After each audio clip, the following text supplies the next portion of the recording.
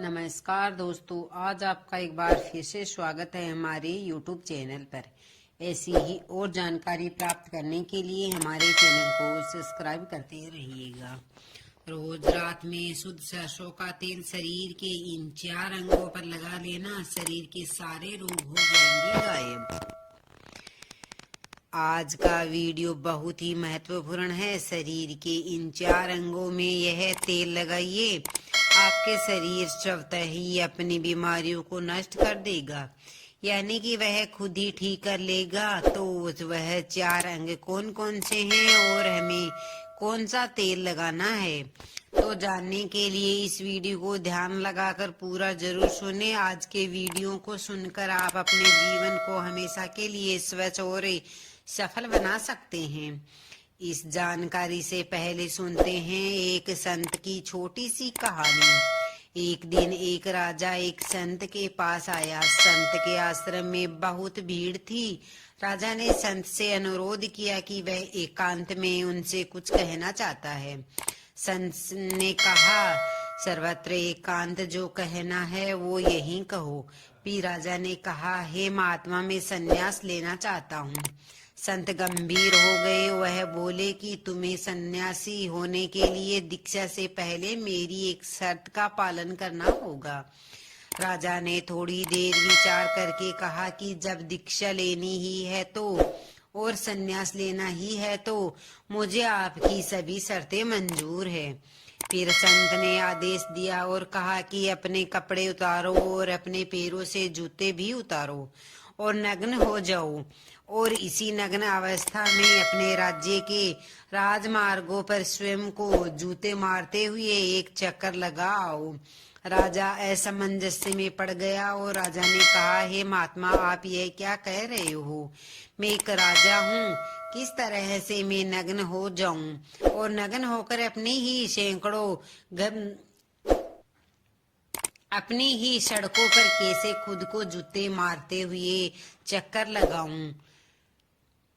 लेकिन फिर भी राजा को सन्यासी होना या तो उनसे संत की शर्तें मान ली और वह वैसे ही करने के लिए निकल पड़ा। राजा ने वैसे ही किया। वह नग्न होकर स्वयं को जूते मारते हुए राज्य की सड़कों पर चलने लगा और उधर राजा के चलते जाने पर एक शिष्य ने उन संत से कहा कि गुरुदेव, जब हम आपसे दीक्षा लेने आए थे तब तो आपने ऐसी कठोर शर्त नहीं लगाई थी। आप तो स्वयं करुणा के अवतार है, फिर भी आपने उस राजा के साथ ऐसा कठोर व्यवहार क्यों किया? तब वह संत बोले, जब तुम लोग सन्यास लेने आए थे तब तुम्हारे अंदर अहंकार बहुत बड़ा नहीं था, इसलिए तुम लोगों से घर घर से भिक्षा मंगवा कर ही काम बना गया। यह तो एक बड़ा राजा है, इसका अहंकार भी बहुत बड़ा है, इसलिए जितना बड़ा रोग उतनी बड़ी दवाई, इसलिए महारोग की दवाई भी अधिक शक्तिशाली होती है। इसी कारणवश मैंने राजा की परीक्षा भी उतनी ही कठिन ली है। राजा जब इस दशा में अपनी ही प्रजा के सामने से गुजरेगा तो उसका अहंकार चूर चूर हो चुका होगा। राजा ने शाम तक शर्त पूरी कर ली और उन संत के चरणों में आकर गिर गया और कहने लगा, अब तो मुझे आप दीक्षा देकर मुझे सन्यासी बनाइए। संत ने राजा के सिर पर मुकुट रखा और कहा कि अब तुम्हें सन्यास लेने की जरूरत ही नहीं है, जाओ और कर्ता भाव छोड़कर साक्षी भाव से राज करो। अब तो तुम राजस्व हो चुके हो, अब तुम राजस्व हो। देखिए किस तरह से उन संत ने एक राजा को उपदेश दिया और राजा का जीवन धन्य हो गया। अब जानते हैं स्वास्थ्य से संबंधित बहुत ही महत्वपूर्ण जानकारी। क्या आप जानते हैं कि यह हमारा शरीर किससे बना है? यह सबसे पहले जानना बहुत जरूरी है। और हमारे शरीर में कौन से 3 दोष पाए जाते हैं? हमारा शरीर 5 तत्वों से बना है और हमारे शरीर में 3 दोष पाए जाते हैं, वात दोष, पित्त दोष और कफ दोष। इससे जानना जरूरी है क्योंकि यह हर एक बीमारी का कारण होता है।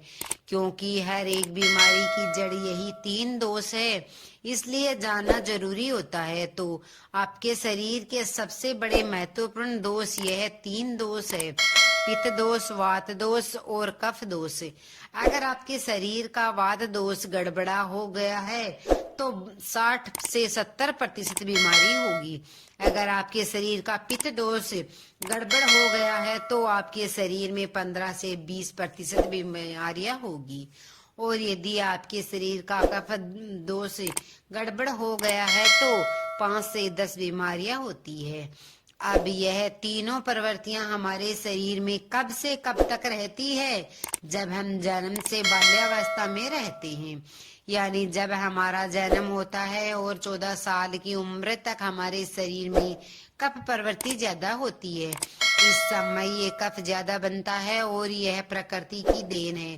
कफ इसलिए बनता है क्योंकि हमारा शरीर वृद्धि करता है। कफ बनाना जरूरी है क्योंकि यह कफ हमारे शरीर का बहुत ही महत्वपूर्ण अंग है। बस हमें यह ध्यान देना है हम अपने बच्चों को ऐसी कोई चीज ना दे जिससे उनका कफ और बढ़ जाए, क्योंकि बच्चे उस समय ये कुछ नहीं जान पाते। माता पिता को जागरूक होना होगा। बस हमें अपने बच्चों को कुछ भी ऐसी चीजें नहीं देनी है जिससे उनका कफ और बढ़ जाए। कफ बनने वाली चीजें हमें उन्हें नहीं खिलाना है, नहीं तो क्या होगा? कफ से संबंधित जो 5 से 10% बीमारियां हैं जैसे टीबी, दमा, अस्थमा, यह सारी बीमारियां इसकी वजह से होती है। यह हर माता पिता को ध्यान देना होगा। उसके बाद हम जाते हैं बाल्यावस्था से युवावस्था में। युवावस्था की आयु कितनी होती है? जब हम 15 साल से 60 साल के बीच में होते हैं। इस समय हमारा शरीर युवावस्था में होता है। इस समय हमारे शरीर में पित्त प्रवृत्ति सबसे ज्यादा होता है, सबसे ज्यादा पित्त बनता है। इसलिए हमें यह ध्यान देना होगा कि हम ऐसी कोई भी चीज ना खाए जिससे हमारा पित्त दोष बढ़ जाए। अगर हमारे शरीर में पित्त दोष बढ़ जाएगा तो हमारे शरीर में 15 से 20% बीमारियां होती है। इसके बाद आती है वृद्धावस्था। 60 साल की उम्र हमारी वृद्धावस्था होती है। इस अवस्था में हमारे शरीर में वात दोष बढ़ता है और वात दोष से संबंधित 60 से 70% बीमारियां हमारे शरीर में होती है। तो आपको ऐसी कोई चीज नहीं खानी है जिससे वात दोष बढ़े। इसलिए इन तीनों दोषों से संबंधित जो भी जानकारी जहां से भी उपलब्ध हो एकत्रित करें और उसे अपने जीवन में लागू करें।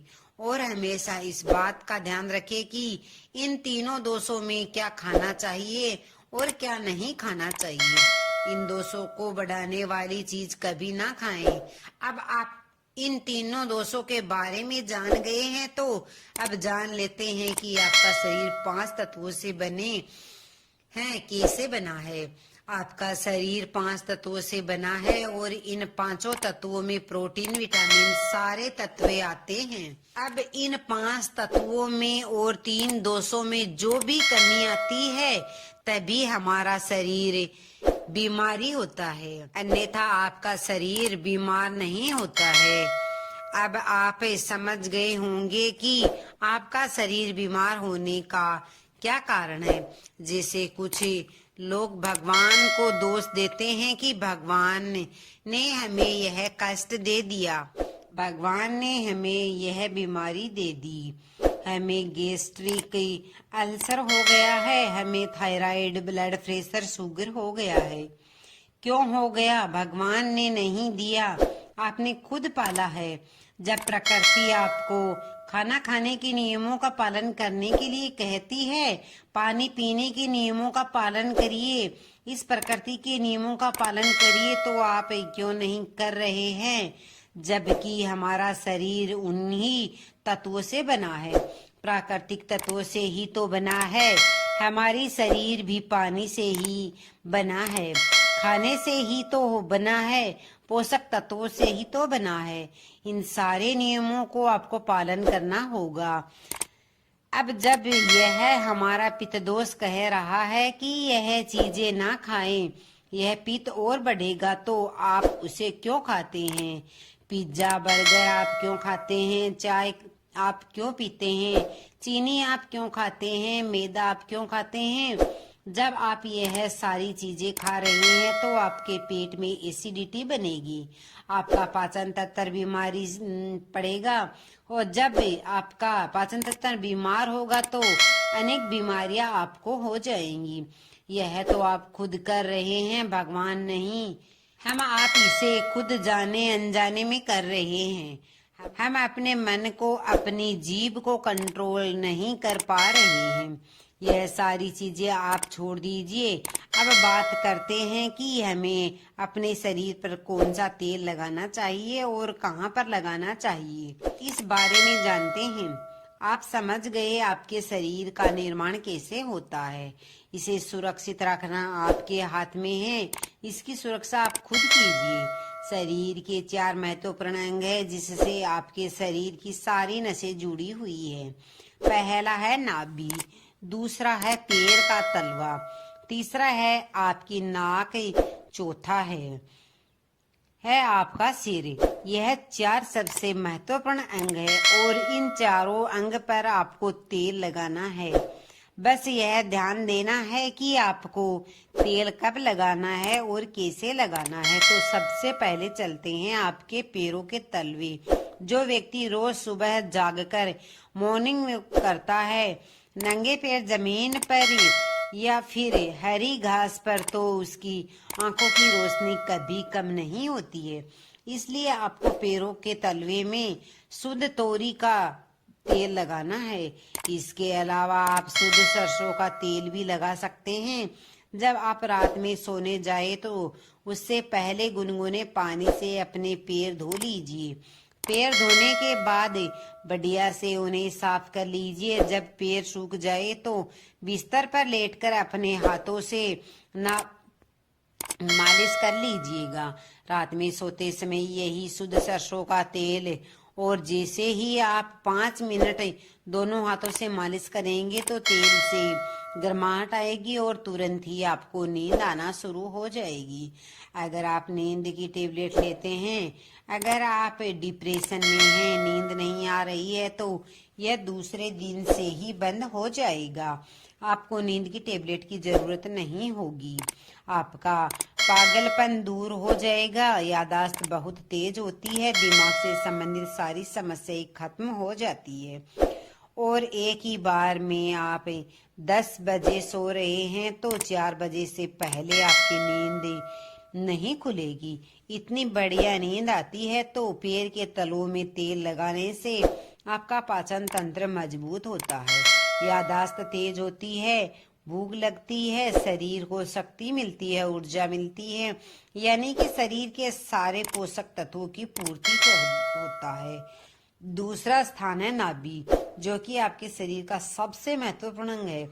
नाभि के पीछे पेकोटी ग्रंथि पाई जाती है और इसी पेकोटी ग्रंथि से शरीर की सारी नसें जुड़ी होती है और यह शरीर की सबसे शक्तिशाली ग्रंथि होती है। इसलिए नाभि में तेल लगाना चाहिए।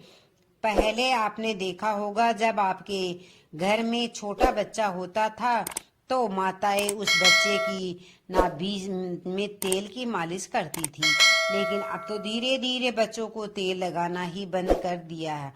पहले माताएं 4-5 बार दिन में बच्चों की तेल से मालिश करती थी। वह कहती थी कि हम जितनी बार तेल की मालिश करेंगे उनकी हड्डियां उतनी ही मजबूत होंगी। और वह घर पर बना हुआ शुद्ध सरसों का तेल होता था।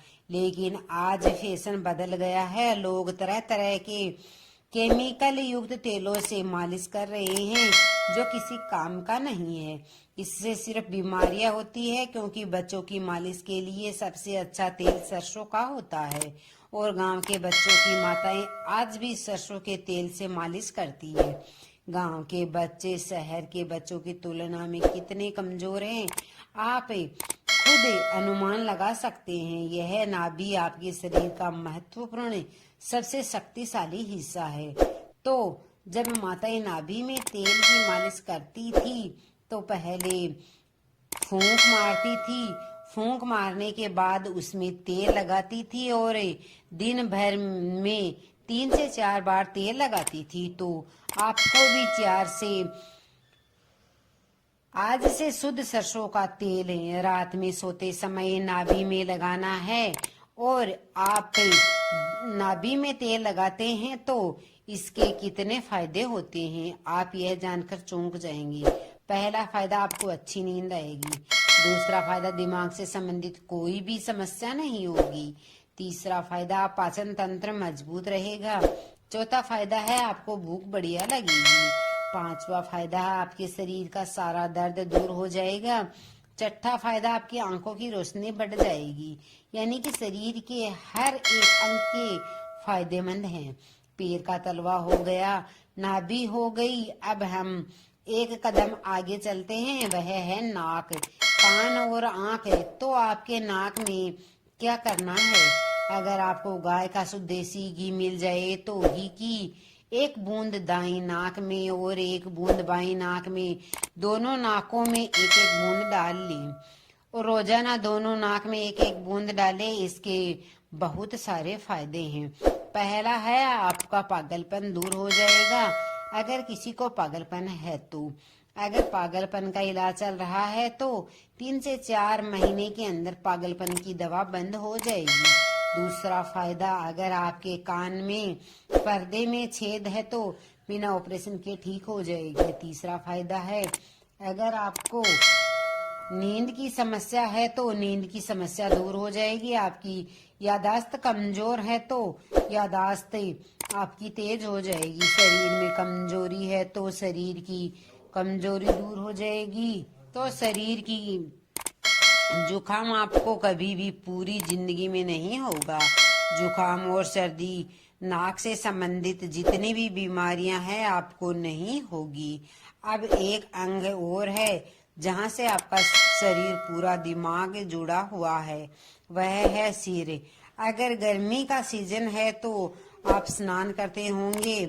जब स्नान करके निकले तो स्नान करने के बाद जब आपके बालों का पानी सूख जाए तो आपको अपने शरीर में शुद्ध सरसों का तेल लगाना है। जैसे ही आप अपने सिर में सरसों का तेल लगाकर सिर की मालिश करेंगे तो आपको 10 मिनट बाद नींद आना शुरू हो जाएगी। सिर में सोते समय तेल लगाने से कई सारे फायदे हैं। जैसे आपका जो बाल पक रहा होगा वह भी रुक जाएगा। आपको नींद बढ़िया आएगी, दिमाग की यादाश्त बढ़ेगी, शरीर की शक्ति बढ़ेगी, शरीर की कमजोरी दूर हो जाएगी। यानी कि शरीर की सारी शक्तियां आपको मिलेगी। सिर में तेल लगाने से तो आप शुद्ध सरसों का तेल अपने शरीर के इन 4 अंगों पर लगाइए और देसी घी को अपने नाक में डालिए। यह प्रक्रिया आप अपना लीजिए, आपका शरीर स्वस्थ और तंदुरुस्त हो जाएगा। हमारा शरीर हमारे ऊपर डिपेंड है, हम इसे किस तरह से रख सकते हैं। मान लीजिए एक कपड़ा है, आप उसे कितनी सेफ्टी से रखते हैं। खास तौर पर सफेद कपड़ा, आप उसे पहनते हैं, पहनकर बाहर जाते हैं तो आप उसे बचाकर रखते हैं कि कहीं गंदे स्थान पर टच ना हो जाए। सफेद कपड़ा है, इसमें दाग लग जाएगा।